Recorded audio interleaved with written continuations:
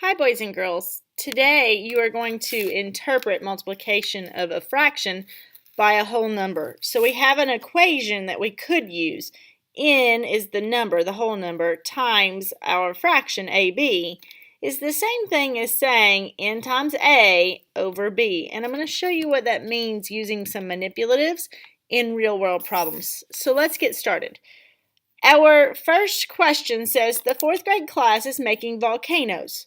For each eruption, they need 3/8 of a cup of vinegar. So that my fraction is going to be 3/8. How much vinegar will be used for 5 eruptions? So if you are thinking about the numbers, I have 3/8 of a cup, and we're going to have 5, which is our whole number, eruptions. So if you think about that in terms of manipulatives, here's my whole number, and I have 3/8, and I'm going to do that, I'm going to do that 5 times. So I have 3/8 and 3/8,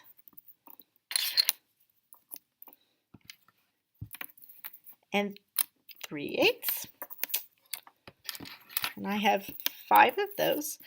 And if you think about in terms of the fraction, I have 3/8 times 5 groups of 3/8 because we're multiplying. But if you think about decomposing the number, I could say that I'm multiplying 1/8 times the total.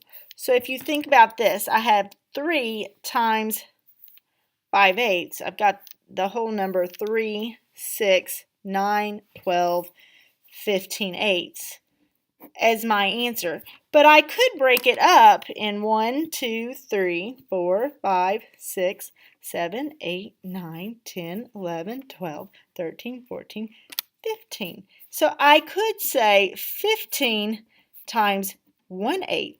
Our denominator doesn't change. We still have 15 times 3/8 because our number of pieces didn't change. We can put them back together. We still have 15 times 3/8. So I could say it as 15 times 3/8. I'm sorry, 5 times 3/8. Or, because I have 5 groups of 3/8, or I could say it as 15 groups of 1/8. So either way you say it, decomposing the number or keeping them in groups of 3, you still have the same answer, which is 15/8. Now, some of you have been confused on how to change that answer into a mixed number. So if you think about in terms of 8s, it takes 8/8 to make one whole. So if you group 8/8 together, we have one whole, 8/8, and then you're left with 7/8. So 8/8 plus 7/8 equals 15/8. I also could divide. I could say 15 divided by 8, which is our denominator. 15 divided by 8 is 1. 1 times 8 is 8. I'm going to subtract. I'm left with 7. 7 becomes my numerator, and 8 is still my denominator because my number of pieces in the whole has not changed. So I can either divide it, or I can think of terms of 1 whole equals 8/8. What's left from that is 7/8. So I would have 1 and 7/8. Either way, I do that.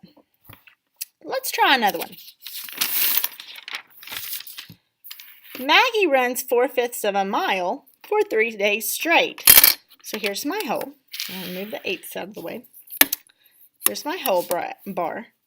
Now, if I think about in terms of the fraction that I'm multiplying, I've got 4/5 of a mile for 3 days. So I'm going to have 4/5 times 3. If I have 4/5, there's one group of 4/5, and then I have another group of 4/5, and yet a third group of 4/5 because she's running it for 3 days straight. And the question asks me, how much does she run altogether? When I see that word altogether, I know I'm either going to add or multiply. A quick way of doing this, you could add them 1/5 plus 1/5 plus 1/5 plus 1/5, or you could even say 4/5 plus 4/5 plus 4/5 to get your answer. That's one way of doing it. I could also look at it, if I'm thinking about decomposing the number, I could decompose 4/5 into 1/5. So then, going back to that equation, I have 4/5 times 3 is the same thing as saying 4 times 3 equals 5. If I think about that, my denominator is not changing. Even though I've split them up, I still have fifths as my denominator. So my denominator is going to stay 5. I can think in terms of 4 times 3, which is 12. Now let's count and see. We've got 4, 8, 12. So either way I do it, I get the same answer. Now, in order to turn that mixed number, in order to turn that improper fraction, 12/5, into a mixed number, I have to think in terms of fifths.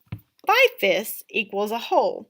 If you think about having 12/5, I know 2 times 5 is 10/5, and that's 2 wholes. And then I'm left with 2/5.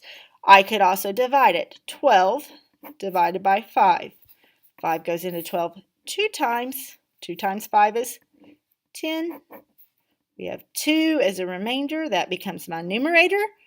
5 stays the same as my denominator. So I have the number 2, 1, 2, and 2/5 as my answer. Now it's your turn to try it. You're going to pause the video and you're going to try. You can use manipulatives or you can draw pictures, but you're going to try the question. Kelly's family sells hand-squeezed lemonade at their store. If they need 3/4 of a bag of lemons for 1 glass, how many will they need for 8 glasses? This is your checkpoint for today, so make sure you pause the video, get the question down, write it in your learning log. When you're ready and you think you've got a model to show how you got your answer, check in with your teacher and we will be glad to let you move on to the independent practice once you're ready. Good luck, and make sure you use what you need, manipulatives or drawings.